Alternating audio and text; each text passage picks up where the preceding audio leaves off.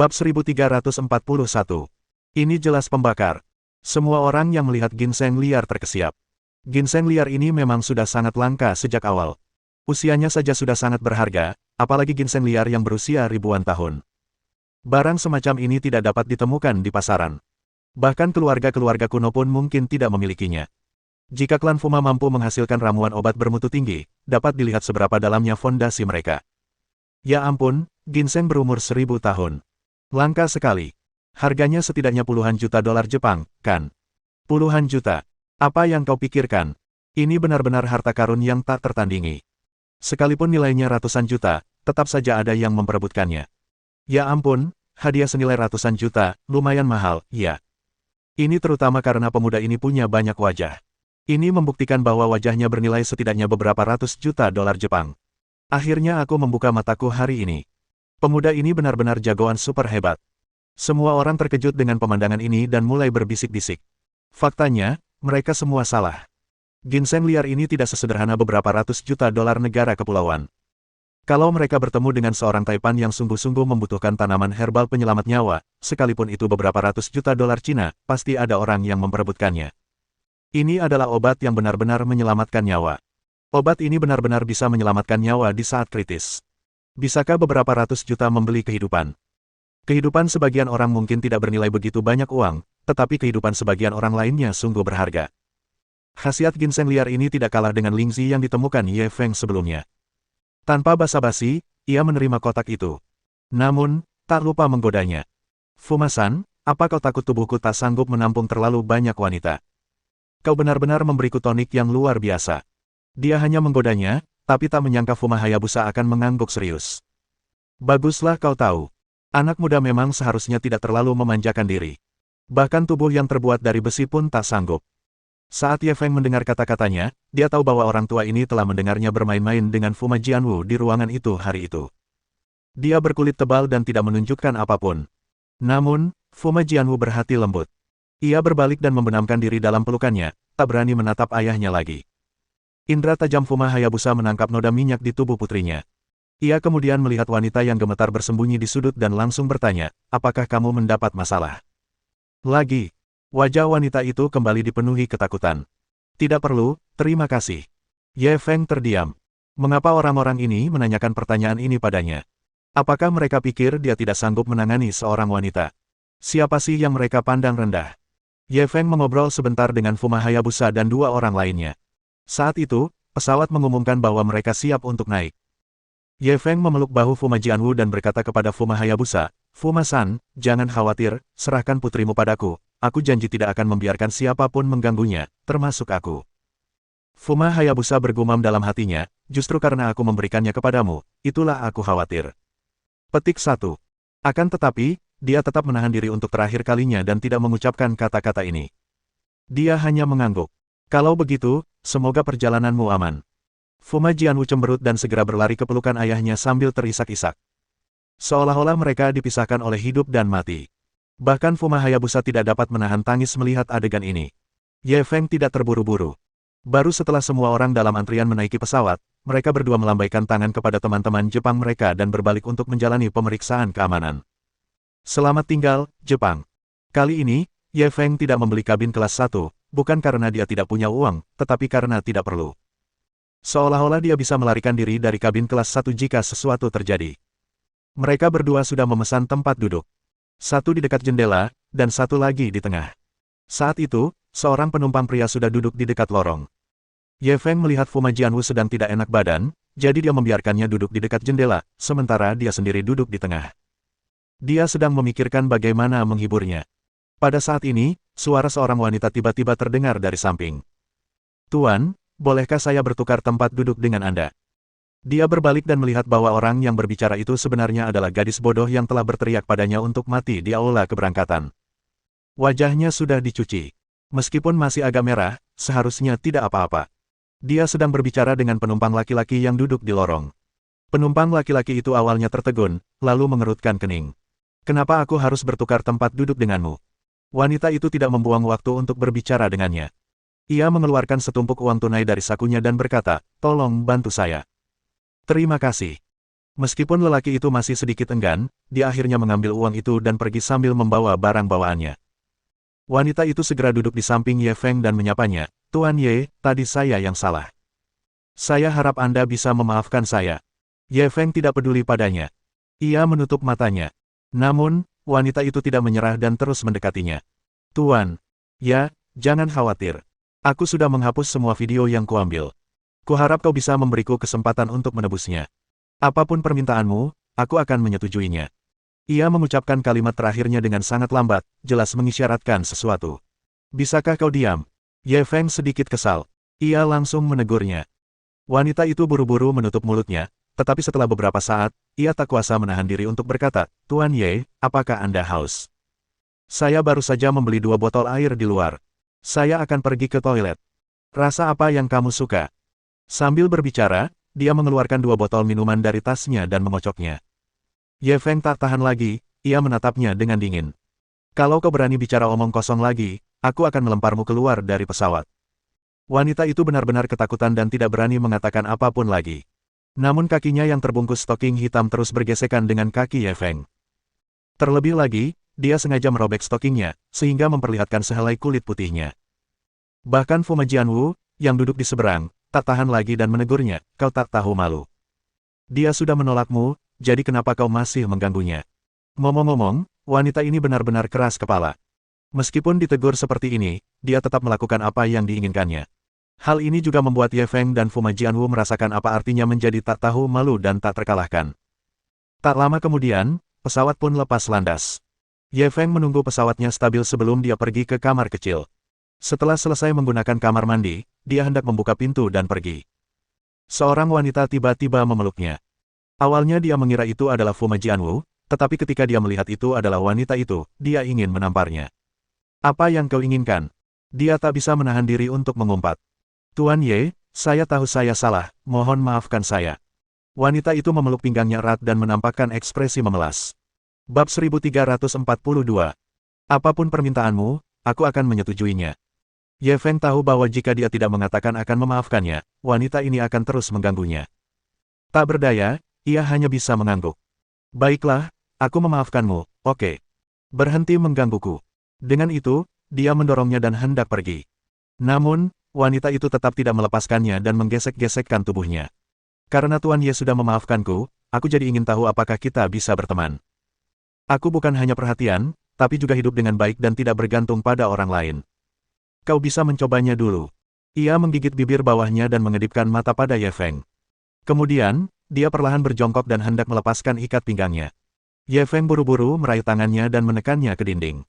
"Apa kau sudah gila? Apa maumu?" Wanita itu bukan hanya tidak takut, tetapi terus menjilatnya. "Jadi Tuan Ye suka menggunakan kekerasan. Kalau begitu, aku akan bekerja sama dan berjuang beberapa kali untuk membantumu menghidupkan suasana." Ye Feng benar-benar kalah telak. Ia melepaskan tangannya. Aku peringatkan sekali lagi, jangan ganggu aku lagi. Kalau tidak, jangan salahkan aku karena bersikap kasar." Dengan itu, dia keluar dari kamar mandi. Wanita itu mengikutinya dari dekat. Para penumpang yang menunggu di luar untuk pergi ke kamar kecil tercengang. "Sial, mereka berdua melakukan ini di pesawat. Bukankah ini terlalu menarik? Guru, izinkan aku bertukar tempat denganmu." Ketika Ye Feng kembali ke tempat duduknya, Fu Majianwu mengambil inisiatif untuk berpindah tempat duduk. Ye Feng hanya butuh ini. Ia langsung pindah ke kursi paling dalam di dekat jendela. Fu Majianwu duduk di tengah, memisahkan keduanya. Meski wanita itu marah, dia tidak bisa berbuat apa-apa. Telinga Ye Feng akhirnya tenang. Ia mulai memikirkan apa yang akan terjadi setelah kembali ke Yangcheng. Pesawat segera mendarat di Bandara Internasional Yangcheng. Ketika Ye Feng dan Fu Majianwu mengambil barang bawaan mereka dan berjalan menuju pintu keluar, suara wanita itu terdengar lagi dari belakang, "Tuan Ye, mohon tunggu sebentar." Ye Feng dan Fu Majianwu tidak berhenti. Namun, wanita itu tetap mengejar mereka. "Kau benar-benar tak tahu malu. Apa maumu?" Fu Majianwu tak kuasa menahannya lagi dan langsung melotot marah ke arah wanita itu. Wanita itu menyapanya sambil tersenyum. "Kakak, kenapa kamu begitu galak? Siapa adikmu?" Fu Majianwu sangat muak dengan sapaan seperti itu. "Aku hanya ingin berteman dengan Tuan Ye. Aku benar-benar tidak punya niat lain." Wanita itu masih tersenyum. Lalu ia menyelipkan sebuah catatan kecil ke tangan Ye Feng. "Tuan Ye, ini nomor telepon dan alamat hotelku. Kalau Anda ingin bersantai, silakan hubungi aku. Setelah berkata demikian, dia mengedipkan mata padanya dan pergi sambil membawa kopernya. Fuma Jianwu sangat marah hingga ia menggertakkan giginya. Ia segera mengeluarkan ponselnya dan menelepon keluarganya untuk mencari informasi tentang wanita ini. Dia harus membayar harga karena mencoba merebut kekasihnya. Dia tidak ingin memonopoli Ye Feng, dia tahu itu tidak realistis. Namun, pihak lain harus setidaknya berada pada level Chen Xuan dan Su. Pria, bagaimana mungkin seorang jalang genit merayu lelakinya sendiri? Ye Feng tidak dapat menahan diri untuk menggelengkan kepalanya dan tersenyum pahit saat melihat ekspresi marahnya. Fuma Jianwu memang sedikit kekanak-kanakan, tetapi hal itulah yang membuatnya menggemaskan. Karena itu, dia tidak menghentikannya. Tuan, apakah Anda akan pergi ke Provinsi Jiangsu untuk mencari harta karun rahasia Raja Siang? Fuma Jianwu tiba-tiba menoleh dan bertanya setelah mengakhiri panggilan. Baiklah, saatnya untuk melihat apa yang tersembunyi di dalam harta karun rahasia ini. Ye Feng tidak menyembunyikan rencananya darinya. Tuan, gumam Fuma Jianwu sejenak. Bagaimana kalau aku membantumu menjadi garda terdepan dulu? Aku tidak ingin semuanya terlalu terburu-buru. Ye Feng telah mempertimbangkan masalah ini sebelumnya. Ia ingin Arthur dan yang lainnya melakukannya, tetapi karena Fuma Jianwu mengajukan diri, ia tidak bisa meredam antusiasmenya. Istirahatlah sebentar. Kita berangkat besok. Tidak perlu. Aku baru saja memeriksanya. Ada penerbangan ke Jiangsu 20 menit lagi. Seharusnya tiketnya masih bisa dibeli sekarang. Kalau begitu, baiklah kalau begitu. Ye Feng mendengarkannya dan membiarkannya. Tuan, Fuma akan membantu Anda. Mau memeluknya? Wajah Fuma Jianwu sedikit memerah saat ia berinisiatif meminta pelukan. Bagaimana bisa kau hanya memeluk? Setidaknya cium. Ye Feng memeluk pinggang rampingnya dan langsung mencium bibirnya. Aduh, banyak sekali orangnya. Fuma Jianwu langsung bersandar karena malu, tetapi Ye Feng masih gigih. Orang-orang yang lewat memandang mereka dengan iri. Senang rasanya menjadi muda. Pada akhirnya, Ye Feng berhasil. Ia mencium bibirnya sebelum melepaskannya. Ketika dia keluar dari bandara dengan kopernya, dia melihat Zhuang Xiaojiao menunggu di luar. Saat ini ia sedang bersandar pada Ferrari Fix berwarna merah. Ia mengenakan gaun merah serupa dengan ikat pinggang di pinggangnya, yang menonjolkan bentuk tubuhnya dengan sempurna. Kedua kakinya yang panjang lurus dan tanpa stocking, tetapi tidak ada satu pun cacat. Meskipun dia memakai kacamata penerbang di hidungnya, selama seseorang tidak buta, orang bisa tahu bahwa dia sangat cantik. Banyak penumpang yang masuk dan keluar bandara tanpa sadar memperlambat laju kendaraan mereka. Beberapa yang berani bahkan mengeluarkan ponsel mereka untuk mengabadikan pemandangan indah ini. Melihat Ye Feng keluar, dia langsung melambaikan tangan. Lewat sini. Semua penumpang di sekitar menoleh, ingin melihat siapa yang seberuntung itu dijemput oleh wanita secantik itu. Banyak dari mereka adalah penumpang yang berada di pesawat yang sama dengan Ye Feng. Mereka langsung mengenalinya, dan mata mereka dipenuhi rasa iri. Sebelumnya di pesawat, semua orang telah melihat bagaimana gadis bodoh itu mencoba mendekati Ye Feng. Dari sudut pandang orang biasa, wanita itu bisa dibilang cantik. Kalau tidak, dia tidak akan punya banyak penggemar di internet. Adapun Fuma Jianwu yang bepergian bersama Ye Feng, penampilannya bahkan beberapa tingkat lebih baik daripada wanita itu. Dan si cantik yang datang menjemputnya saat ini bahkan lebih cantik. Yang lebih langka lagi, dia sekaya itu. Mobil sport Ferrari ini saja diperkirakan harganya 5-6 juta, kan? Mereka semua penasaran. Apa sih keistimewaan anak ini? Dia benar-benar bisa membuat banyak wanita cantik berbondong-bondong menghampirinya. Ye Feng tanpa sadar mempercepat langkahnya dan datang di depan Zhuang Xiaojiao. Xiaojiao. Sebelum Zhuang Xiaojiao sempat menyelesaikan kalimatnya, ia meringkuk dalam pelukannya. Orang jahat besar, kau sudah lama pergi dan bahkan tidak meneleponku. Kukira kau sudah melupakanku. Ketika penumpang di sekitar melihat kejadian itu, mata mereka dipenuhi rasa iri dan cemburu. Anak ini benar-benar ahli dalam manajemen waktu. Hanya dalam waktu singkat, 3 wanita cantik telah mengambil inisiatif untuk melemparkan diri ke pelukannya. Itu sungguh konyol. Bab 1343. Aku suka itu. Kawan Zhuang Xiaojiao, tolong perhatikan dampaknya, Ye Feng segera mengingatkannya. Kau, aku sangat marah. Aku berinisiatif untuk memelukmu, dan kau malah membenciku. Zhuang Xiaojiao memelototinya dan langsung mendorongnya. Ia merentangkan tangannya dan bertanya, mana hadiahku? Ye Feng merasa sakit kepala. Ia menunjuk kopernya. Tidak praktis untuk membawanya keluar sekarang. Aku akan memberikannya nanti saat aku kembali. Tidak, aku mau sekarang. Nona Zhang tidak memberinya kesempatan untuk menolak. Ia merebut koper dari tangannya, membawanya ke depan Ferrari, dan membukanya di depan semua orang. Ye Feng menggelengkan kepalanya dan tersenyum pahit. Dia benar-benar bandit wanita. Ketika Zhuang Xiaojiao membuka kopernya dan melihat ada beberapa hadiah di dalamnya, ia langsung berbalik dan memelototinya. Kau benar-benar playboy. Ye Feng merasa sedikit canggung. Kamu ingin membukanya, jika kamu tidak membukanya, kamu tidak akan melihatnya. Petik 2. Nona Zhuang sangat marah hingga dia tidak bisa berbicara. Zhuang Xiaojiao memelototinya lagi dan tidak berkata apa-apa lagi. Ia mengeluarkan sebuah kotak dengan label namanya dan membukanya. Itu adalah gelang perak yang terbuat dari huruf-huruf Cina. Ketika digabungkan, tertulis, Zhuang Xiaojiao, kamu pasti bahagia. Kata-kata ini ditulis sendiri oleh Ye Feng dengan bantuan kuas Fuma Hayabusa, lalu ia menyerahkannya kepada seorang perajin perak ternama di Jepang. Hari itu, Ye Feng pergi ke gedung komersial Fulong dan membeli beberapa hadiah, tetapi dia merasa itu terlalu asal-asalan, jadi dia memutuskan untuk memberikan beberapa hadiah khusus. Zhuang Xiaojiao jelas sangat menyukai gelang ini.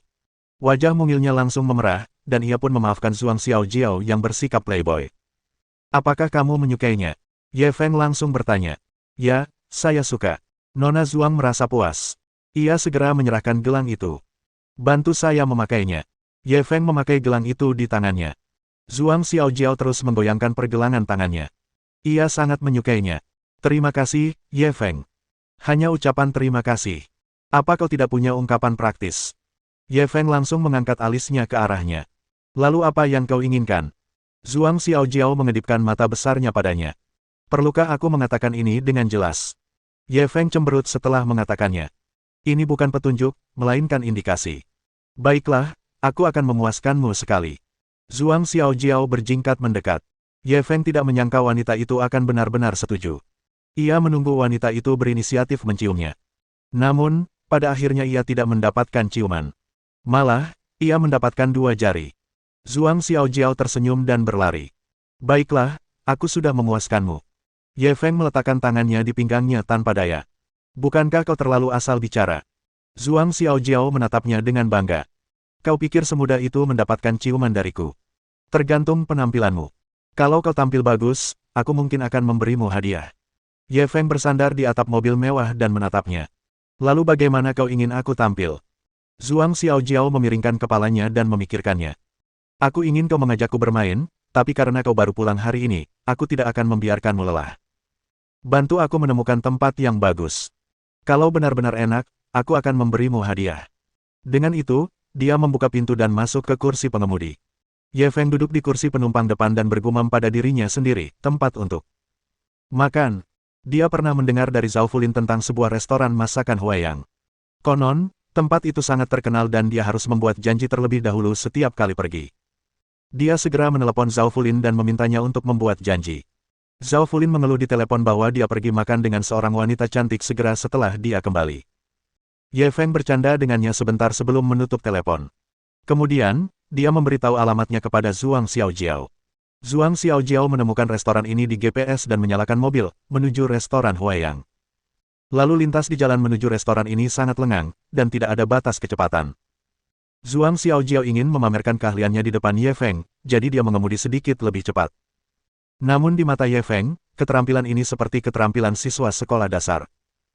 Pada saat yang sama, di dalam Mustang yang telah mengalami modifikasi drastis, seorang pria dengan potongan rambut cepak sedang menyiarkan langsung di teleponnya.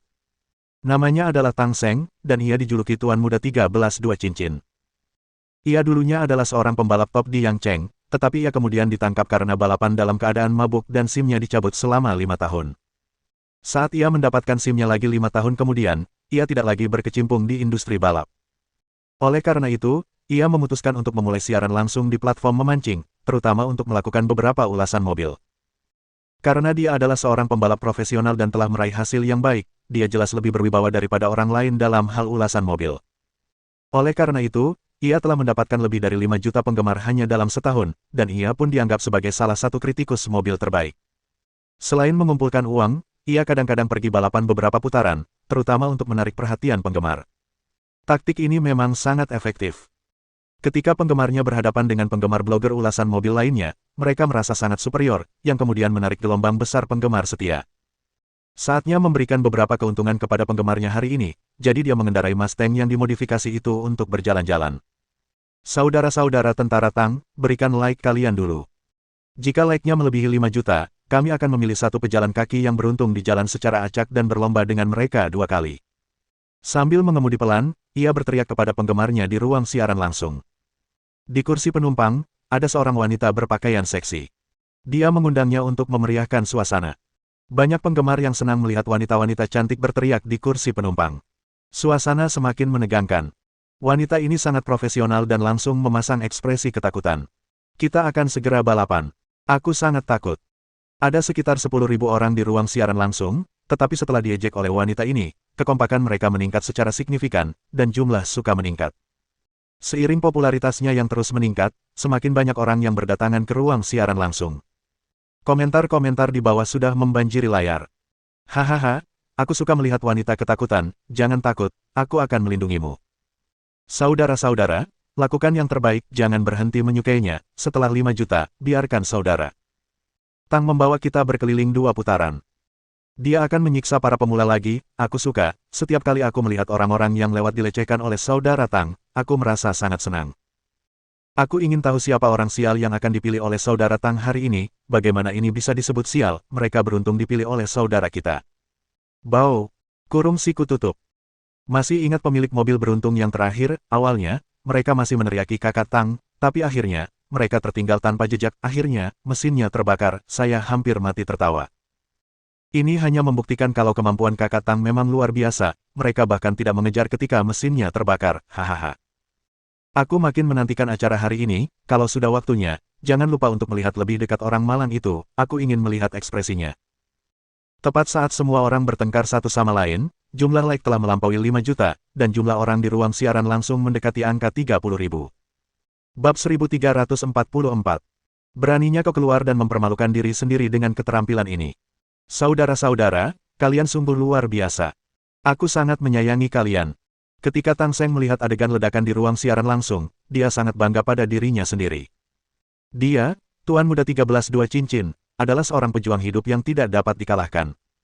Jadi kenapa kalau dia tidak masuk ke dunia profesional? Dia jauh lebih banyak menghasilkan uang dari streaming daripada balapan. Alasan utamanya adalah karena para idiot ini punya banyak uang. Dia bisa mendapatkan banyak hadiah hanya dengan keluar dan menindas para pemula. Sekarang, bahkan jika orang-orang di dunia profesional memintanya kembali, dia tidak mau. Baiklah, aku akan menepati janjiku padamu sekarang. Mari kita lihat siapa pejalan kaki beruntung yang akan datang hari ini. Sambil berbicara, dia memeriksa kedua sisi jalan. Tepat pada saat itu, sebuah Ferrari F12 merah tiba-tiba menyalipnya dari kiri. Tang Seng tertegun sejenak sebelum mengumpat, sialan, beraninya kau menyalip mobilku. Bunuh dia. Suasana di ruang siaran langsung bergairah mendengar ucapannya.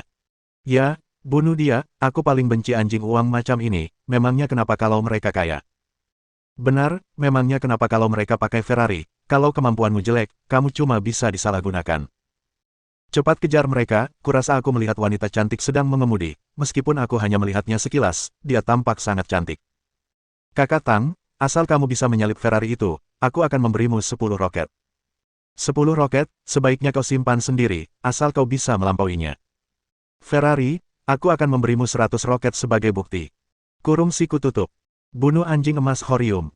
Para penggemar di ruang siaran langsung berebut untuk menjadi yang pertama berteriak. Popularitas mereka meroket, dan jumlah pengguna daring hampir mencapai 40.000. Emosi Tang Seng benar-benar meluap. Saudara-saudara, kalian benar. Aku juga sangat benci anjing pay to win. Kalau begitu, ayo kita bunuh dia hari ini. Pada saat ini, wanita yang duduk di kursi penumpang kembali mengambil peran. Ia berkata dengan nada ragu, tapi kudengar Ferrari ini mobil sport kelas atas. Sangat cepat.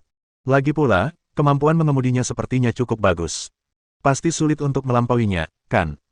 Tang Seng langsung menjawab, itu memang sulit, tapi tergantung siapa yang melakukannya. Saudara-saudara yang baru bergabung di ruang siaran langsung mungkin tidak mengenal saya. Saya pernah 3 kali memenangkan gelar Raja Mobil Yang Cheng. Juara nasional saat ini, Liu Xiao, dikalahkan oleh saya saat itu. Seperti yang ia banggakan, banyak orang yang memasuki ruang siaran langsungnya untuk pertama kalinya juga tercengang. Benarkah, keren sekali, lalu kenapa kamu datang ke sini untuk siaran? Cek, kamu nggak ngerti, kan, mana mungkin balapan bisa disamakan dengan live streaming zaman sekarang. Benar, Benar, bukankah saudara Tang menghasilkan beberapa juta persiaran langsung? Berapa banyak uang yang bisa kamu hasilkan dari balapan? Dengan keahlian saudara Tang, terlalu mudah untuk melampaui anjing-anjing bayar untuk menang itu. Aku hanya ingin melihat orang kaya disiksa sampai mati, haha. Wanita di kursi penumpang langsung berkata, oke, semuanya, jangan pergi. Asal kita bisa menyalip Ferrari itu hari ini, aku akan melepas kaus kakiku di depan semua orang di ruang siaran langsung. Sambil berkata demikian, dia menaruh kakinya yang memakai stoking hitam di depannya. Kali ini, ruang siaran langsungnya malah makin heboh. Sial, kedua kaki ini keren banget, aku mau ngiler nih. Lepaskan stokingmu, sekarang. Saudara Tang, kamu harus bekerja lebih keras, apakah saudara-saudara kita bisa merasakan manfaat kecil ini, tergantung padamu. Jangan bahas yang lain, aku akan farming 5 roket dulu, kalau kamu menang, aku akan farming 50 lagi. Aku akan berusaha sekuat tenaga hanya untuk melihat kaki-kaki itu, kalau kamu menang, aku akan memberimu 10 roket. Aku ingin melihat kaki, aku ingin melihat kaki. Untuk sesaat, layar dipenuhi dengan hadiah. Tang Seng membenci mereka dalam hatinya. Mereka semua pecundang. Bahkan melepas stoking pun bisa membuat mereka mabuk. Meskipun dalam hatinya ia membenci mereka, ia tetap tersenyum di permukaan. Saudara-saudara, jangan khawatir. Kakak Tang kalian akan berusaha sekuat tenaga hari ini. Apapun yang terjadi, aku harus membantu kalian melepas stockingnya hari ini. Kita lihat saja siapa yang akan mendapatkan kakinya hari ini. Siapapun yang datang, itu tidak akan berhasil. Mendengar hal ini, para penggemar di ruang siaran langsung meneteskan air mata. Hadiah-hadiah berhamburan memenuhi layar. Tang Seng melihat bahwa suasananya sudah ada, dan jumlah orang di ruang siaran langsung juga telah melebihi 50.000. Baiklah, saudara-saudara, hitung mundur dari 5. Aku pasti akan melampauinya dalam 5 detik. Setelah berkata demikian, dia mempercepat lajunya. Mustang yang dimodifikasi itu mengeluarkan raungan yang memekakkan telinga, dan kecepatannya segera meningkat pesat. Para penggemar di ruang siaran langsung benar-benar mulai menghitung mundur. Namun, sebelum mereka sempat berteriak, 1, Mustang menyalip Ferrari merah. Sial, dengan kemampuan ini, dia masih berani keluar dan mempermalukan dirinya sendiri. Membosankan sekali. Tang Seng menggerutu sambil menjulurkan ibu jarinya keluar jendela, lalu menunjuk ke bawah dan membuat gerakan menghina. Ruang siaran langsung gempar. Hahaha, ternyata cuma butuh waktu kurang dari 5 detik untuk melampauinya, kakak Tang keren banget. Bukankah pemilik mobil itu terlalu lemah, dia benar-benar menyalipnya dengan mudah. Bagaimana dengan mereka yang berjanji untuk menanam roket, jangan pura-pura mati. Siapa sih yang pura-pura mati, aku lagi isi ulang uangnya, roketnya bakal segera dipasang. Cantik. Saatnya menepati janjimu, lepaskan stockingmu. Ya, lepas stockingmu, lepas stockingmu. Wanita di kursi penumpang depan tersenyum getir. Kukira lawanku punya kemampuan. Aku tidak menyangka dia begitu lemah dan bisa disalip begitu cepat. Kau benar-benar ingin aku melepasnya. Apa kau tidak takut ruang siaran langsungnya akan diblokir? Tang Seng langsung berdiri di sisi kakaknya dan berkata, sudahlah, jangan banyak bicara. Karena kau sudah berjanji pada saudara-saudaraku, kau harus menepati janjimu.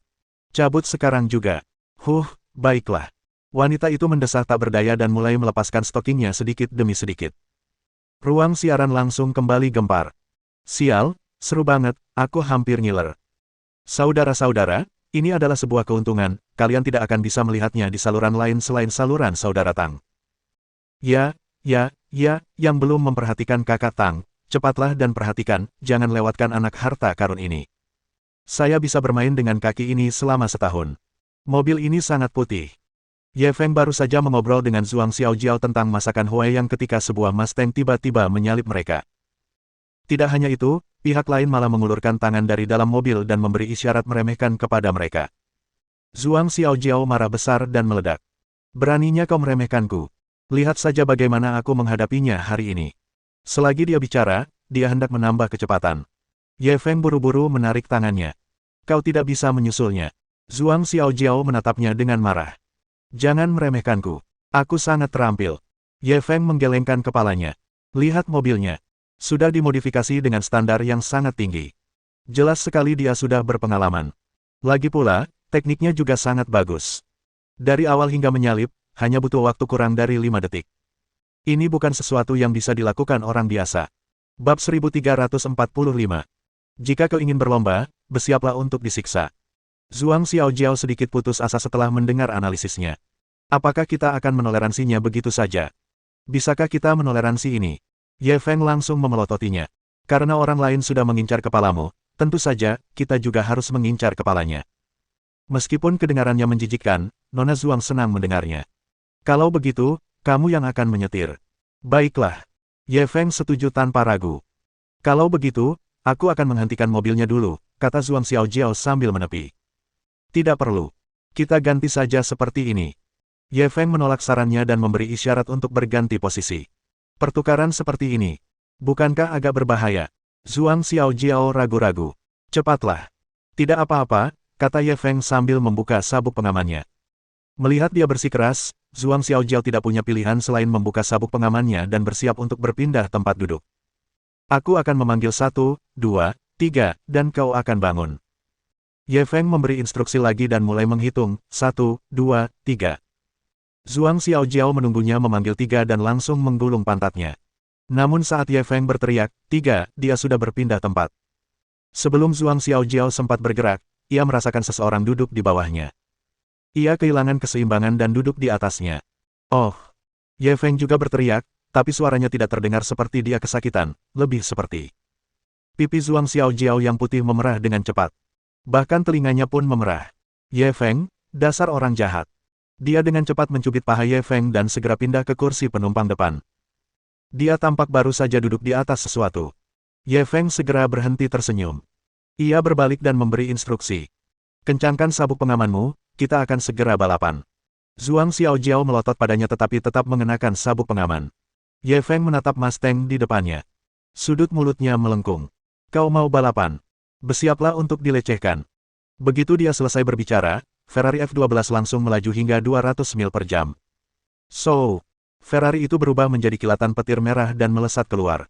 Pada saat yang sama, di Mustang, wanita di kursi penumpang masih membuat penonton penasaran. Stockingnya melorot sedikit demi sedikit hingga mencapai lutut. Cepat, aku sudah menyiapkan tisu, bisakah kau berhenti berlama-lama? Ini baru beberapa menit, dan kamu belum melepas satu potong pun.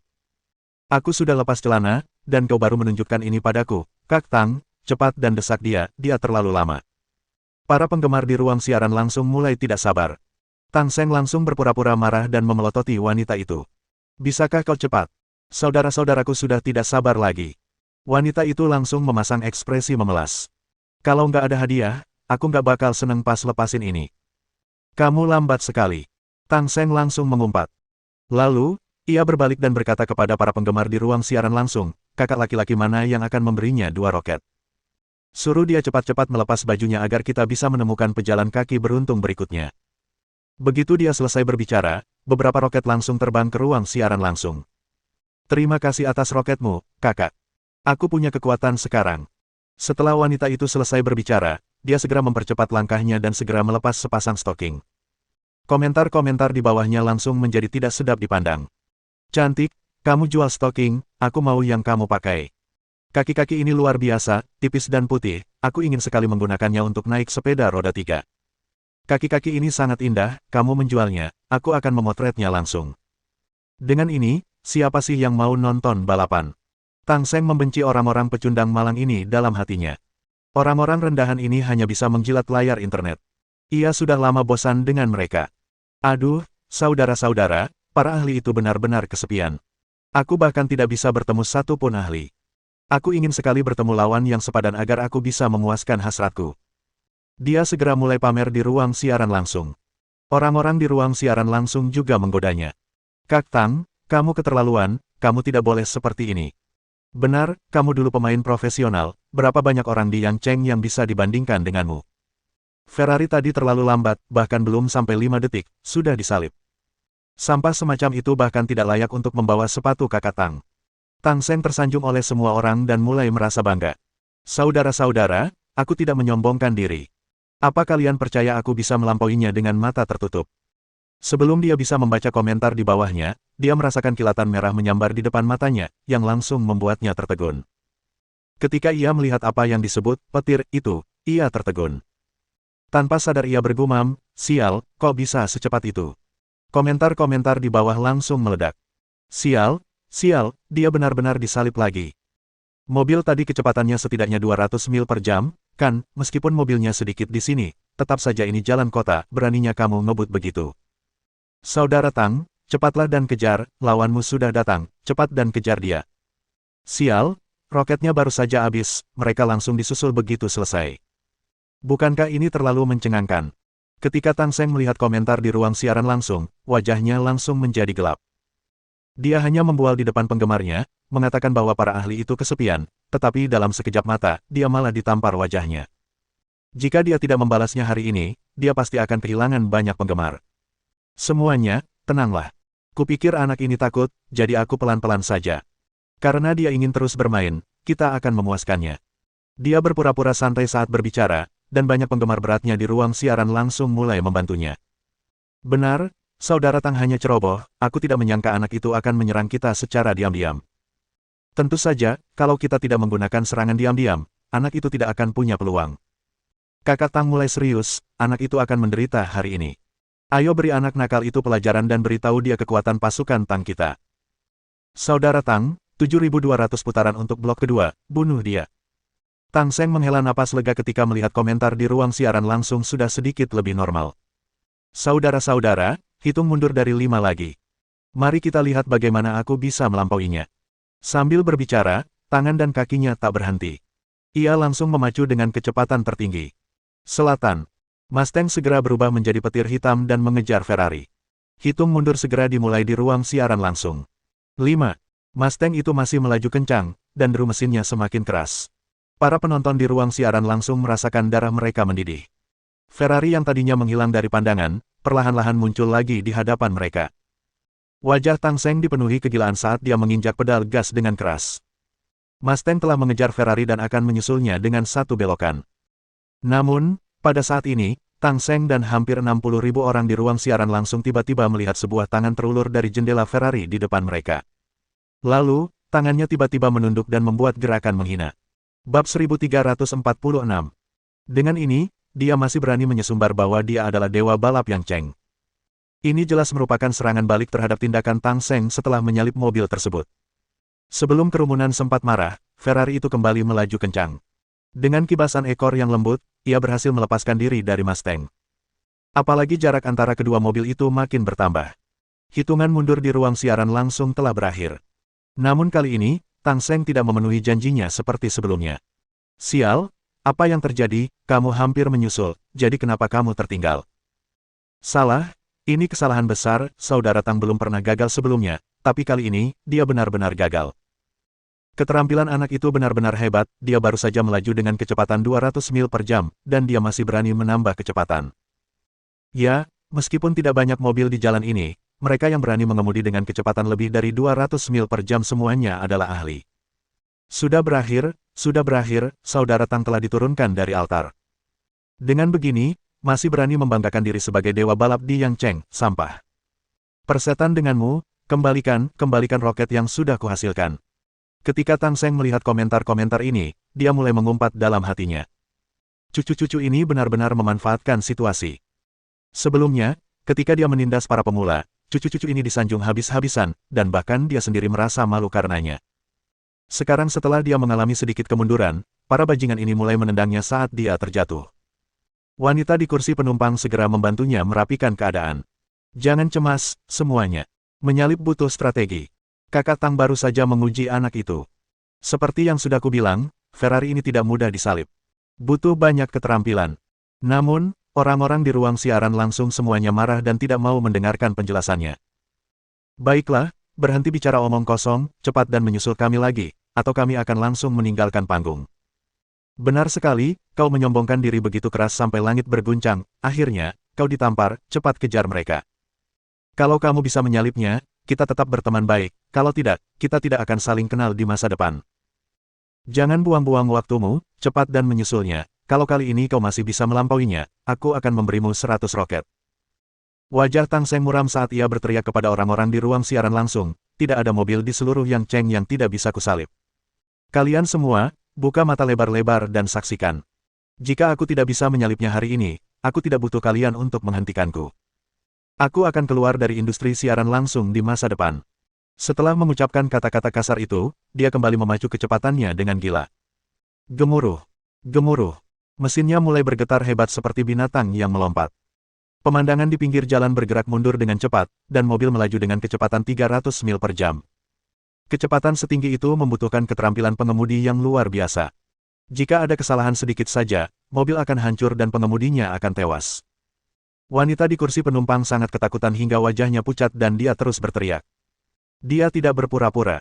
Dia benar-benar ketakutan.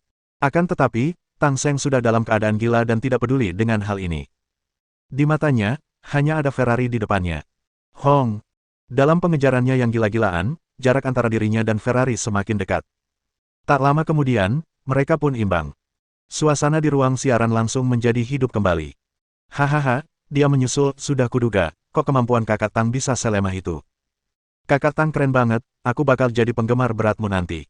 Bagaimana dengan orang yang bilang ingin punya 100 roket, jangan pura-pura mati.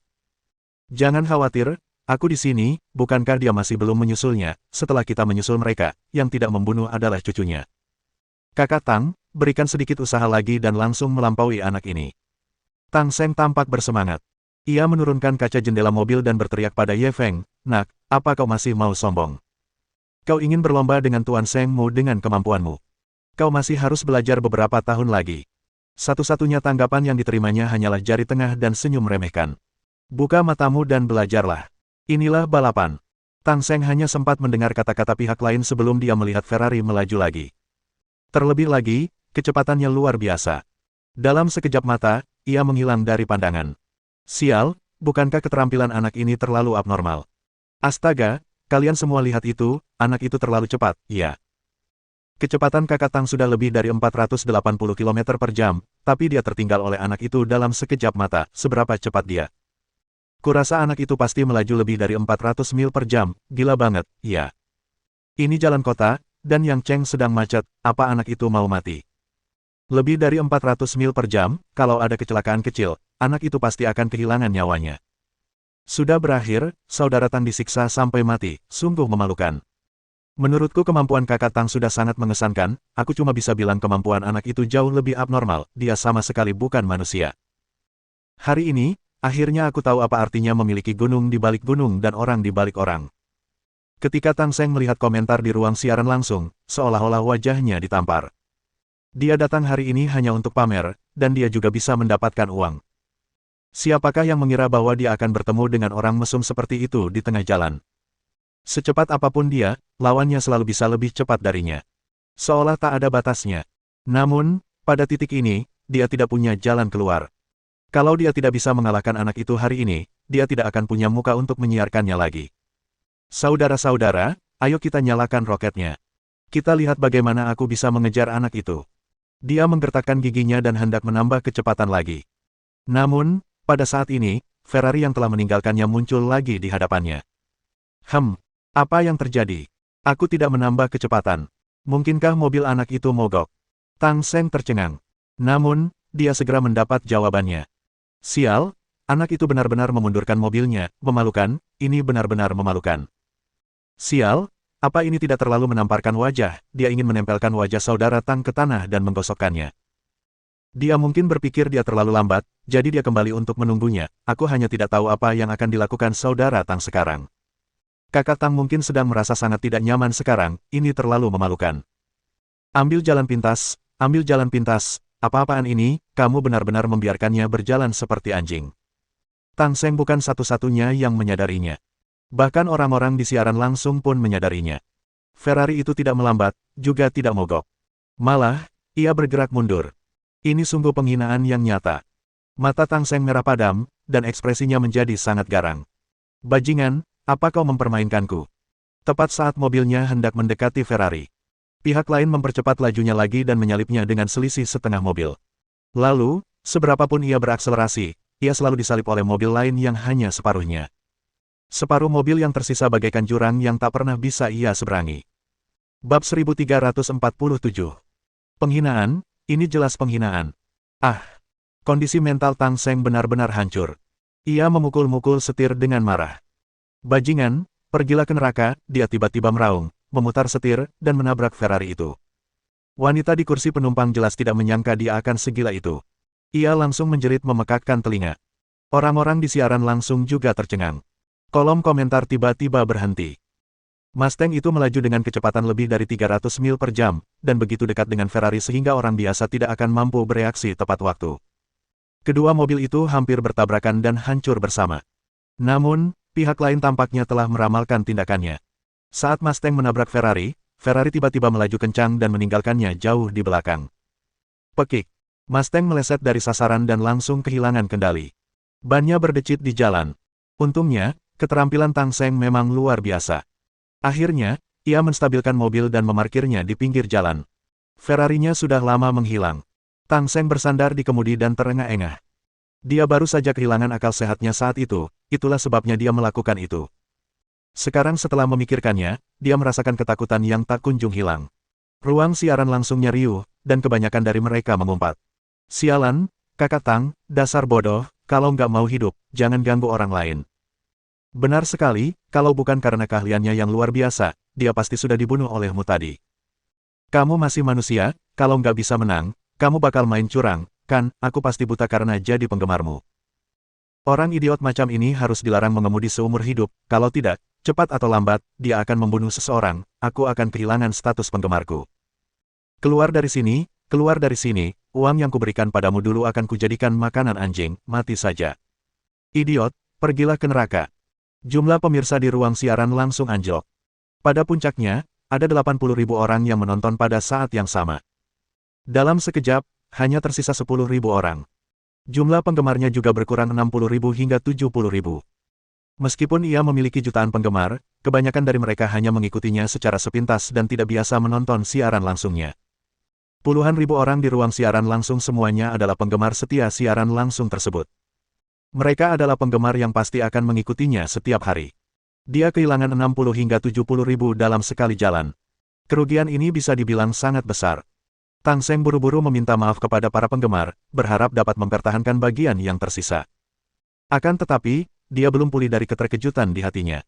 Siapa anak itu tadi? Mengapa tekniknya begitu kuat? Pada saat yang sama, Zhuang Xiaojiao masih berteriak di dalam Ferrari. Ye Feng buru-buru menutup telinganya. Baiklah, berhenti berteriak, kamu belum mati. Baru pada saat itulah Zhuang Xiaojiao perlahan berhenti berteriak. Ia menatap lurus ke depan, jelas ketakutan. Apa bajingan itu gila? Dia benar-benar ingin membunuh kita. Ketika dia mengingat Mustang yang tiba-tiba menabrak mereka, dia merasakan ketakutan yang terus menghantui hatinya. Kedua mobil itu melaju dengan kecepatan tinggi, jika bertabrakan pasti akan tewas. Berkat percepatan Ye Feng yang tepat waktu, tragedi ini dapat dihindari. Ye Feng memperlambat mobilnya dan berhenti di pinggir jalan, dia bercanda, kamu. Jangan bilang kamu sudah mengompol. Zhuang Xiaojiao, yang masih linglung, tertawa terbahak-bahak mendengar itu. Ia menepuk pundak Zhuang Xiaojiao. Pergilah ke neraka, kaulah yang mengompol. Kau benar-benar tidak kencing. Aku tidak akan percaya kalau tidak melihatnya dengan mata kepalaku sendiri, kata Ye Feng sambil segera mengulurkan cakar iblisnya. Ye Feng, apa kau ingin mati? Zhuang Xiaojiao terkikik mendengar godaannya dan mulai bergulat dengannya. Sesaat kemudian, dia tiba-tiba memeluk lengannya dan menyandarkan kepalanya di bahunya. Ye Feng, saat itu, aku benar-benar berpikir kita akan mati. Ye Feng mengulurkan tangan dan menyentuh wajahnya. Kalau di waktu lain, Nona Zhuang pasti akan marah besar dan menuduhnya telah memanfaatkannya. Namun kali ini, ia sama sekali tidak menolak. Malah, ia membiarkan pria itu menyentuhnya dengan ekspresi senang. Jangan khawatir. Selama aku di sini, kau tidak akan mati. Nada bicara Ye Feng tegas dan tanpa keraguan. Zhuang Xiaojiao menatap profil sampingnya dengan linglung. Hatinya dipenuhi emosi. Ia langsung cemberut dan mencium pipinya. Ini hadiahmu. Ye Feng mendorongnya menjauh dengan jijik. Aku telah menyelamatkan hidupmu, mengapa kau masih memanfaatkanku? Zhuang Xiaojiao menatapnya dengan kaget. Kalau kamu tidak mau, kembalikan saja padaku. Baiklah, aku akan mengembalikannya padamu. Ye Feng segera membungkuk dan mencium pipinya. Zhuang Xiaojiao sangat marah hingga tertawa. Kenapa aku merasa seperti menderita dua kali? Ye Feng mendekatkan wajahnya. Kalau kau merasa dirugikan, aku bisa membiarkanmu memanfaatkanku lagi. Pergilah ke neraka. Teruslah bermimpi. Zhuang Xiaojiao mendorongnya menjauh. Mungkin ia teringat apa yang baru saja terjadi, jadi ia langsung berkata dengan marah, Streamer itu terlalu hina. Jangan biarkan aku melihatnya lagi. Kalau tidak, aku akan menghajarnya setiap kali aku melihatnya. Ye Feng meliriknya. Jangan khawatir, kamu tidak akan melihatnya lagi. Dia mengeluarkan ponselnya dan menelepon Zhao Fulin. Kak Ye, jangan khawatir. Aku sudah menelepon restoran Huayang itu. Beritahu saja namaku kalau kau ke sana. Zhao Fulin mengira dia meneleponnya karena restoran Huayang. Bukan karena masalah ini. Ini karena masalah lain. Ye Feng segera menceritakan apa yang terjadi sebelumnya. Suara Zhao Fulin langsung berubah muram. Apa? Bajingan ini berani menabrak mobilmu. Dia sedang mencari mati. Saudara Ye, katakan padaku, bagaimana kau ingin dia mati? Ye Feng tak kuasa menahan senyum getir. Ini tidak seserius itu, aku hanya tidak ingin bertemu orang ini lagi. Gampang. Tunggu kabar saya. Zhao Fulin menutup telepon. Setelah sekitar 5 menit, nomor yang tidak dikenal menelepon. Setelah Ye Feng mengangkat telepon, ia mendengar suara cemas dari ujung sana. Halo, apakah ini Tuan Ye? Ya, siapa kamu? Saya Cao Desun, manajer umum Anjungan Pemancingan. Saya sudah mendengar tentang Anda dan Tang Seng dari Tuan Zhao. Atas nama Anjungan Pemancingan, saya ingin menyampaikan permintaan maaf yang sebesar-besarnya kepada Anda. Saya sungguh-sungguh minta maaf. Mendengar permintaan maafnya, Ye Feng langsung mengerti. Oh, Streamer tadi dari platformmu. Kenapa ada Streamer seperti itu di platformmu? Apa kau bisa tetap jadi Streamer meskipun kau mengabaikan nyawa orang lain? Presiden Cao jelas ketakutan olehnya. Suaranya bergetar. Tuan Ye, tenang saja. Platform pemancingan kami pasti akan memberikan jawaban yang memuaskan. Saya ingin mendengar bagaimana Anda berencana untuk mengatasinya. Diblokir permanen. Streamer macam ini pengaruhnya terlalu buruk. Dia harus diblokir. Bab 1348. Jadi kamu tipe orang yang rahasia. Ya, Presiden Cao memang orang yang hebat. Saya sangat terkesan dengan semangat Anda yang cepat dan tegas. Terima kasih atas pujian Anda, Tuan Ye. Saya harap Anda bisa menyampaikannya kepada Tuan Zhao. Saya sangat berterima kasih. Ketika manajer umum Cao mendengar Ye Feng memujinya, dia sangat gembira. Ye Feng tidak banyak bicara padanya dan menutup telepon. Kemudian, dia menyadari bahwa Zhuang Xiaojiao sedang menatapnya dengan mata indahnya. Zhuang Xiaojiao buru-buru mengalihkan pandangannya saat melihatnya sedang melihat ke arahnya. Kalau mau lihat, lihat saja secara terbuka. Kenapa diam-diam kau menilaiku dengan tatapan menyebalkan itu? Ye Feng tak kuasa menahan godaan. Siapa yang kau sebut celaka? Zhuang Xiaojiao langsung membentak dan mengacungkan tinju kecilnya ke arahnya. Apa kau tiba-tiba berpikir aku sangat tampan? Jadi kau memutuskan untuk mengabdikan dirimu padaku. Ye Feng terus menggodanya. Namun, Zhuang Xiaojiao tidak mengakui atau menyangkalnya kali ini. Ia hanya menundukkan kepala dan tidak mengatakan apa-apa. Dia harus mengakui bahwa Ye Feng benar-benar tampan saat itu. Pria ini terkadang sangat kekanak-kanakan, seperti anak kecil yang tidak akan pernah tumbuh dewasa. Namun terkadang, ia juga mendominasi. Hanya dengan lambaian tangannya, ia bisa membuat seorang selebritas internet besar dengan jutaan penggemar menghilang. Kombinasi yang saling bertentangan seperti ini sebenarnya paling menggerakkan hatinya. Ia sedang menikmati waktu berduaan dengan Ye Feng. Ia hanya berharap waktu akan berhenti di saat ini selamanya. Ye Feng, kamu akan tinggal di Yangcheng untuk sementara waktu, kan? Dia tiba-tiba mendongak dan bertanya, berharap Ye Feng akan menjawab ya agar dia bisa bertemu dengannya setiap hari. Namun jawaban Ye Feng mengecewakannya. Aku tidak akan tinggal terlalu lama. Aku akan pergi dalam beberapa hari. Zhuang Xiaojiao panik. Kenapa kamu pergi begitu cepat? Mau kemana? Ye Feng menggaruk hidungnya. Apakah kamu masih ingat peta harta karun rahasia Raja Xiang yang kuceritakan? Mata Zhuang Xiaojiao berbinar. Kau akan mencari harta karun rahasia Raja Xiang. Bisakah kau ikut denganku? Tidak. Ye Feng menggelengkan kepalanya dan menolak. Mengapa? Zhuang Xiaojiao langsung merasa tidak senang. Hanya ada sedikit catatan tentang harta rahasia Raja Xiang ini. Aku tidak tahu bahaya apa yang ada di dalamnya. Aku tidak bisa membiarkanmu mengambil risiko begitu saja, kata Ye Feng serius padanya. Zhuang Xiaojiao tersenyum lagi. Sepertinya kau peduli padaku. Jadi, kau tidak akan membawa siapapun untuk menemukan harta karun rahasia Raja Xiang. Ye Feng menggelengkan kepalanya dan berkata dengan jujur, Su Jingxin juga ingin pergi. Senyum Zhuang Xiaojiao membeku di wajahnya. Kalau kau tidak membawaku, kenapa kau membawanya? Ye Feng terbatuk kering. Karena dia lebih pintar darimu. Zhuang Xiaojiao memelototinya dengan marah. Alasan macam apa itu? Ye Feng langsung tertawa terbahak-bahak. Aku cuma bercanda. Intinya, aku sudah berjanji padanya sebelumnya, jadi tidak baik bagiku untuk mengingkari janjiku sekarang. Kalau begitu, kau juga bisa berjanji padaku. Aku janji akan sangat patuh. Zhuang Xiaojiao segera meraih tangannya dan mulai menjabatnya. Ia mulai bertingkah genit. Itu tidak akan berhasil, sama sekali tidak. Kalau terjadi apa-apa padamu, kakekmu pasti akan mengejarku sampai ke ujung bumi. Ye Feng menggelengkan kepala dan menolak. Tidak ada ruang untuk negosiasi. Aku mengabaikanmu. Zhuang Xiaojiao memalingkan wajahnya dengan marah dan menggunakan ini sebagai ancaman. Namun Ye Feng tidak tertipu oleh tipuannya. Hal semacam ini bukan lelucon. Mau dia mengamuk atau mengancam, dia tidak akan pernah melepaskannya. Zhuang Xiaojiao tahu bahwa dia tidak dapat meyakinkannya ketika dia melihat sikapnya yang tegas. Namun dia tidak menyerah. Karena dia tidak ingin membawanya, dia akan menyelinap sendirian. Memikirkan hal itu, dia tersenyum lagi. Ye Feng mengenalnya dengan sangat baik. Melihatnya seperti ini, dia tahu bahwa dia pasti sedang merencanakan sesuatu. Namun, ia terlalu malas untuk bertanya. Sekalipun ia berkata akan masuk surga, ia tidak akan membawanya ke sana.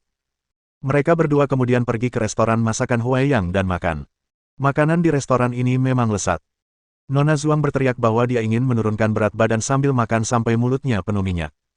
Ye Feng menggelengkan kepalanya. Kalau bukan karena kecantikan wanita ini, akan sangat sulit menemukan pasangan hanya dengan melihat kebiasaan makannya. Setelah makan malam, dia mengirim Zhuang Xiaojiao kembali ke hotel. Nona Zhuang ingin mengganggunya agar keluar dan bermain, tetapi dia menolak dengan alasan dia lelah dan perlu istirahat. Setelah berpisah dengan Zhuang Xiaojiao, dia menghubungi Su Jingxin untuk membahas masalah perjalanan ke provinsi Jiangsu. Namun, Su Jingxin mengatakan kepadanya bahwa dia tidak ada di rumah sekarang, melainkan di jalan medis. Ye Feng tidak menanyakan detailnya. Dia hanya memintanya untuk menunggunya di sana. Dia akan pergi sekarang. Karena dia sudah mengembalikan Ferrari ke Zhuang Xiaojiao, dia hanya bisa naik taksi. Ketika dia tiba di jalan medis, dia melihat Su Jingxin menunggunya di ujung jalan. Ada seorang wanita berdiri di sampingnya. Dia cukup cantik dan cocok menjadi temannya. Kau sudah kembali. Su Jingxin tetap diam seperti biasa. Meskipun ia sangat senang bertemu Ye Feng lagi setelah sekian hari, ia tidak menunjukkannya di wajahnya. Ya, aku kembali. Ye Feng berjalan di depannya dan tanpa sadar mengulurkan tangan untuk membelai rambutnya. Namun, ia tiba-tiba teringat bahwa pihak lain bukanlah Zhuang Xiaojiao, jadi tidak pantas melakukan hal gegabah seperti itu. Dia segera menarik tangannya. Su Jingxin memperhatikan tindakannya dan secercah kekecewaan melintas di matanya. Dia masih menjaga jarak darinya. Mungkinkah dia sama sekali tidak bisa menarik perhatiannya? Kekecewaan ini langsung disadari oleh Ye Feng. Sepertinya Nona Su memang tertarik padanya, dan ia sangat kecewa. Jadi dia tipe yang genit. Saat memikirkan hal itu, dia langsung mengulurkan tangan dan menggaruk hidung mungilnya. Sudah beberapa hari aku tidak melihatmu, dan kamu jadi semakin cantik. Su Jingxin awalnya tertegun, tetapi wajahnya yang cantik langsung memerah dengan kecepatan yang terlihat oleh mata telanjang. Kau, tingkah lakumu terlalu sembrono. Sambil berbicara, dia melirik sekilas ke arah temannya di sampingnya. Wanita itu juga menatap Ye Feng dengan kaget. Jelas saja dia tidak menyangka seorang lelaki bisa melakukan tindakan intim seperti itu terhadap Su Jingxin. Ye Feng terdiam terhadap Su Jingxin. Jika dia tidak menggodanya, dia akan sedikit kecewa. Dia menggodanya, tapi dia tetap membencinya. Itu yang paling fatal. Ngomong-ngomong, apa yang kau lakukan di sini? Ye Feng tidak membahasnya lebih lanjut. Ia mengganti topik. Su Jingxin juga sudah kembali normal. Ia menunjuk wanita di sampingnya dan berkata, aku belum memperkenalkannya padamu. Ini temanku, Li Xiuya. Halo, Tuan Ye. Saya sering mendengar Jingxin menyebut Anda.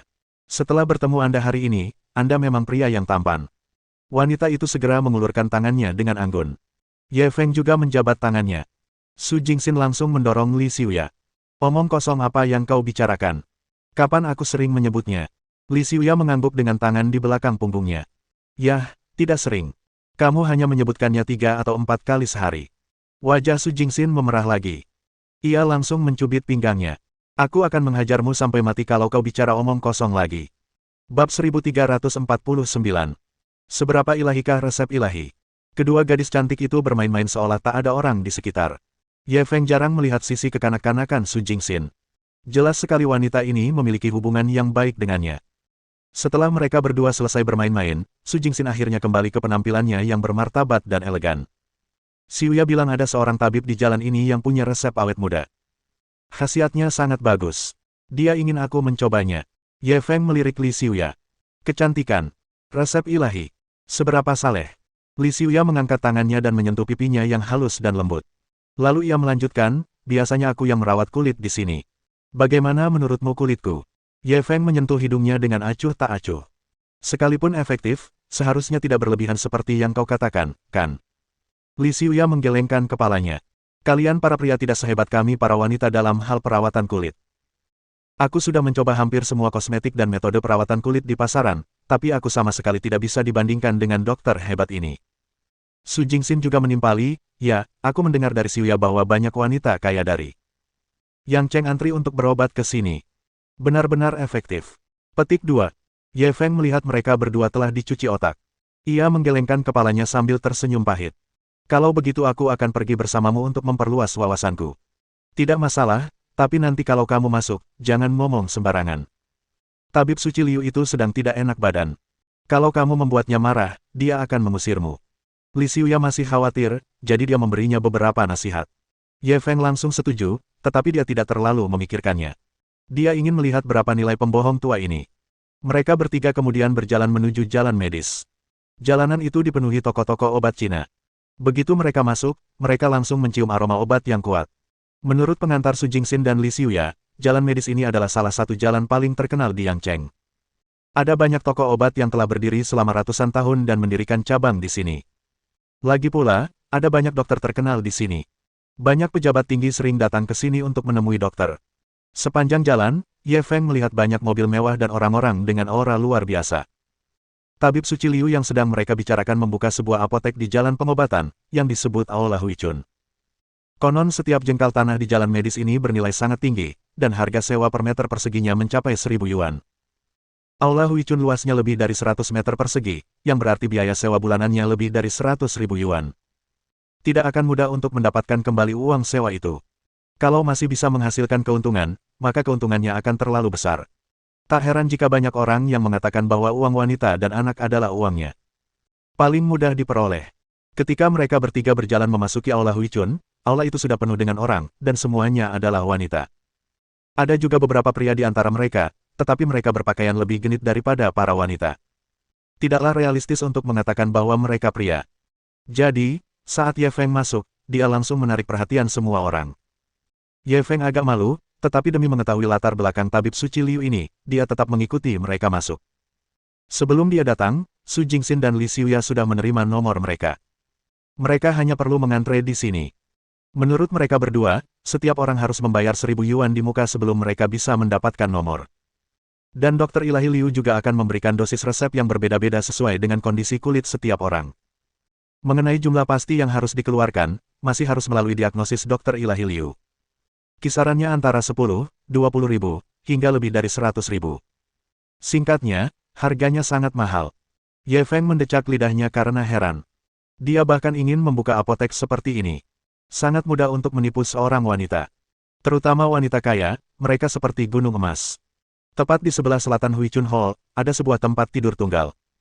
Pada saat ini, seorang wanita tengah berbaring di tempat tidur tunggal. Di sampingnya, seorang lelaki tua sedang mengoleskan sesuatu ke wajahnya. Pria tua ini tampak berusia 70-an. Ia mengenakan jubah hijau dan memiliki aura seorang bijak. Semua wanita di aula memandang pria tua itu dengan kagum. Mereka bahkan lebih saleh daripada para penggemar bodoh yang hanya melihat idola mereka. Tidak perlu bertanya. Orang tua ini pastilah tabib suci Liu. Baiklah, saya sudah mengoleskan obatnya. Pergilah ke sana dan bayar. Kondisi kulit Anda sangat buruk, jadi saya menggunakan banyak obat yang bagus. Totalnya 72 ribu. Tabib suci Liu membantu wanita itu mengoleskan salep dan berbicara dengan dingin. Sikapnya yang melayani sungguh buruk. Namun, perempuan itu sama sekali tidak peduli. Malah, ia begitu senang hingga tak bisa menutup mulut. Ia bangkit dan berlari ke kasir untuk membayar. Ye Feng tercengang. Dia menagih 72 ribu hanya untuk sedikit salep di wajahnya. Dokter Ilahi Liu ini dulu merampok bank, kan? Tabib suci Liu kemudian mendiagnosis beberapa pasien lagi dan berdasarkan kondisi masing-masing pasien, ia mengoleskan salep yang berbeda. Namun, Ye Feng tidak tahu apa yang berbeda dari salep ini. Salep itu berwarna hitam di wajah mereka, seperti kotoran. Namun, para wanita ini sangat gembira dan mengantre untuk membayar. Kurasa kau sebaiknya tidak pergi. Kenapa aku merasa itu tidak terlalu bisa diandalkan? Ye Feng segera menarik Su Jingxin dan berbisik. Siapa bilang begitu? Kurasa itu cukup bisa diandalkan. Apa kau tidak lihat kalau kulit para wanita tadi jauh lebih baik? Su Jingxin sudah kerasukan dan tidak mau mendengarkan nasihat apapun. Ye Feng terdiam. Biasanya kamu pintar, kenapa tiba-tiba jadi gila sekarang? Kamu masih muda dan kulitmu bagus sekali. Belum waktunya kamu mempertahankan penampilanmu, kan? Su Jingxin menatapnya tajam. Kau tidak mengerti. Wanita menua dengan cepat. Kau harus merawat dirimu sendiri sesegera mungkin. Aku tidak ingin kau membenciku lagi. Mendengar kalimat terakhirnya, senyum Ye Feng berubah aneh. Oh, jadi, kau datang ke sini untukku. Su Jingxin menyadari bahwa ia telah lengah, dan wajahnya memerah. Siapa yang melakukannya untukmu? Aku melakukannya untuk diriku sendiri. Demi kebaikanmu sendiri, kau seharusnya tidak percaya ini. Kurasa dia agak tidak bisa diandalkan di sini. Lebih baik pulang lebih awal. Mungkin karena suaranya agak keras, tetapi suaranya menonjol di aula yang sunyi. Tabib suci Liu langsung melotot marah. Siapa yang ribut di sana? Kalau kamu nggak mau diobati, keluar saja. Ketika wanita lain di aula melihat kemarahan tabib suci Liu, mereka juga memandang Ye Feng dengan jijik. Bibir Ye Feng melengkung membentuk senyum dingin. Ia tidak tahu seberapa hebat keterampilan medis pria tua ini, tetapi ia memiliki temperamen yang cukup tinggi. Dia tidak membantahnya, tetapi menoleh ke Li Xiuya. Kamu dulu sering ke sini, kan? Li Xiuya mengangguk. Sekitar 6 atau 7 kali. Bolehkah aku memeriksa denyut nadimu? Ye Feng kemudian memberikan saran yang menurut Li Xiuya aneh. Kamu tahu cara memeriksa denyut nadi? Dia sedikit bingung. Sedikit. Lagi pula, ini belum giliranmu. Anggap saja sebagai cara untuk menghilangkan kebosananmu, desak Ye Feng. Bab 1350. Orang tua ini telah bijaksana sepanjang hidupku, bagaimana aku bisa membiarkanmu menodainya? Li Xiuya melihat nomor teleponnya dan memastikan bahwa ia perlu menunggu sebentar. Ia langsung mengangguk dan mengulurkan tangannya. Ye Feng menempelkan tangannya pada pergelangan tangannya dan merasakan denyut nadinya. Li Xiuya menatapnya dan merasa dia cukup menarik. Bagaimana? Apa yang kau sentuh? Ye Feng perlahan menarik tangannya, lalu mengerutkan kening. Tunggu sebentar. Setelah mengatakan itu, ia berjalan ke arah seorang wanita yang sedang mengoleskan salep di wajahnya dan menunggu salep itu bekerja. Ia pun mengajukan permintaan yang sama. Wanita itu menatapnya dengan aneh, tetapi melihat bahwa dia cukup tampan dan mungkin tidak mempunyai niat buruk, dia akhirnya mengangguk dan setuju. Ye Feng meletakkan tangannya di pergelangan tangan wanita itu untuk memeriksa denyut nadinya. Kerutan di dahinya semakin dalam. Tepat pada saat ini, Dokter Ilahi Liu telah memperhatikan tindakannya dan segera berteriak dengan marah, apa yang kamu lakukan? Ketika wanita itu mendengar omelan tabib suci Liu, dia buru-buru menarik tangannya. Ye Feng perlahan berdiri dan menatap tabib suci Liu. Jangan salah paham, aku hanya memeriksa kondisi fisik mereka. Tabib suci Liu langsung murka ketika mendengar itu. Ia meletakkan barang-barang di tangannya dan berjalan mendekat. Apa maksudmu? Apa kau bilang aku menyakiti mereka? Ketika para wanita di aula mendengar kata-kata Dokter Ilahi Liu, mereka semua menjadi marah. Namun yang menjadi sasaran mereka bukanlah tabib suci Liu, melainkan Ye Feng. Apakah orang ini di sini untuk membuat masalah?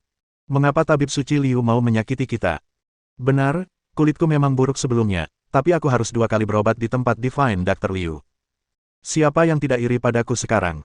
Mereka semua bilang aku beberapa tahun lebih muda. Benar, aku juga memulihkan diri di tempat tabib suci Liu dan kembali muda. Untuk seorang bodhisattva yang masih hidup seperti tabib suci Liu, adakah yang berani meragukan kemampuan medisnya? Kurasa anak ini dikirim oleh pesaing, kan tujuannya untuk menjebak. Dokter Ilahi Liu. Petik 2. Orang ini sungguh jahat. Ketika Ye Feng mendengar kata-kata kasar wanita-wanita ini, dia tidak dapat menahan diri untuk menggelengkan kepala dan mencibir. Dasar orang-orang bodoh. Bahkan setelah dijual, mereka masih membantu orang lain menghitung uang. Kau tahu betul apakah kau menyakiti mereka atau tidak. Tapi ini ada hubungannya dengan kita. Aku hanya ingin membawa temanku pergi dari sini. Dia tersenyum pada tabib suci Liu dan berbalik untuk pergi bersama Su Jingxin. Adapun yang lainnya, dia terlalu malas untuk ikut campur urusan orang lain. Berhenti di situ. Tolong jelaskan apa yang baru saja kau katakan. Apa maksudmu dengan apakah aku menyakiti mereka atau tidak? Apakah kau mengatakan bahwa aku menyakiti mereka? Tabib suci Liu segera menghalangi jalannya karena marah, tampak seperti ingin melahapnya. Su Jingxin dan Li Xiuya juga bergegas berdiri untuk menghibur tabib suci Liu. Dokter Ilahi Liu, tolong tenang. Teman saya tidak tahu bagaimana berbicara, saya minta maaf atas namanya. Su Jingxin bertugas menghibur Dokter Ilahi Liu. Li Xiuya menarik Ye Feng dan berkata kepadanya dengan suara rendah, apakah kamu tidak akan meminta maaf kepada Dokter Ilahi Liu? Ye Feng tidak tergerak. Malahan, dia mencibir. Aku tidak bilang apa-apa, reaksi seseorang agak terlalu ekstrim, iya. Ketika tabib suci Liu mendengar bahwa ia masih berani bersikap sarkastis, ia sangat marah hingga seluruh tubuhnya gemetar. Ia menunjuknya dengan jari gemetar. Nak, orang tua ini sudah bijaksana sepanjang hidupku. Bagaimana mungkin aku membiarkanmu menodainya? Kau harus menjelaskan semuanya kepadaku hari ini, atau jangan pernah berpikir untuk pergi. Ye Feng menatapnya dengan dingin. Dokter Ilahi Liu, saya sarankan Anda berhenti di sini. Saya tidak ingin merusak bisnis Anda, jadi jangan memprovokasi saya. Kalau tidak, itu tidak akan ada gunanya bagi Anda. Setelah berkata demikian, dia memegang tangan Su Jingxin dan mulai berjalan keluar. Hentikan dia. Tabib suci Liu mungkin tahu bahwa ia tidak bisa menghentikan Ye Feng sendirian. Ia segera berteriak ke arah pintu. Kedua pria kuat yang sedang menggiling bubuk di pintu segera berdiri dan menghalangi jalan Ye Feng. Keduanya menatapnya seperti harimau. Jika Ye Feng berani menerobos masuk, mereka pasti akan bergerak. Ye Feng hanya bisa berhenti di jalurnya dan berbalik menatap Dokter Ilahi Liu. Kau yakin tidak akan membiarkanku pergi? Jangan salahkan aku karena tidak mengingatkanmu. Jangan salahkan aku jika reputasimu hancur. Tabib suci Liu langsung tertawa terbahak-bahak. Bocah, kau sudah bertingkah aneh di sini begitu lama dan kau ingin pergi begitu saja. Bagaimana bisa semudah itu? Kalau kau tidak menjelaskannya hari ini, aku akan memberimu pelajaran. Su Jingxin takut Ye Feng akan mendapat masalah, jadi dia buru-buru menarik lengannya. Ye Feng, cepat minta maaf kepada Tabib Ilahi Liu dan berhenti membuat keributan. Ye Feng melepaskan diri dari tangannya dan perlahan berjalan di depan Dokter Ilahi.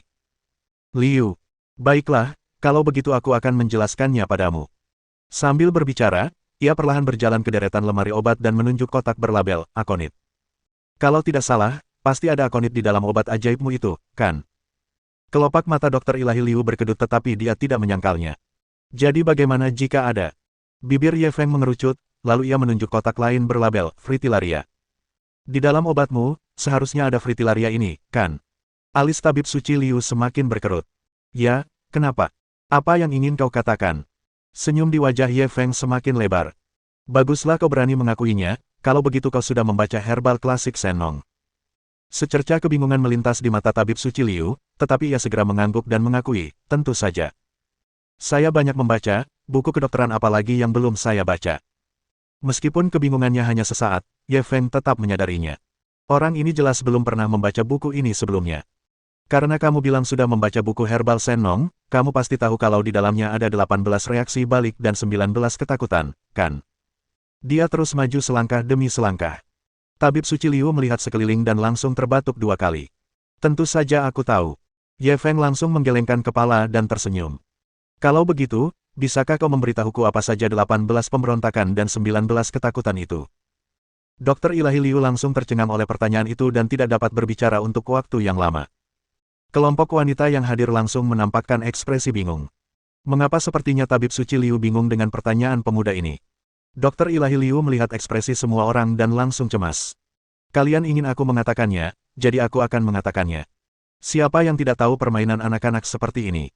Katakan padaku, apa yang ingin kalian katakan? Ye Feng perlahan maju 2 langkah, menatapnya dengan dingin.